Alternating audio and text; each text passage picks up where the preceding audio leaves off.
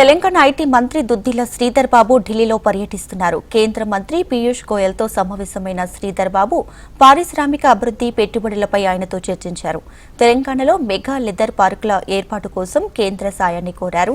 కరీంనగర్ జిల్లా రుక్మాపూర్తో పాటు జనగామ జిల్లా స్టేషన్ ఘన్పూర్ దగ్గర మెగా లెదర్ పార్కుల ఏర్పాటుకి రాష్ట్ర ప్రభుత్వం ప్రతిపాదనలు పంపినట్లు గుర్తు చేశారు.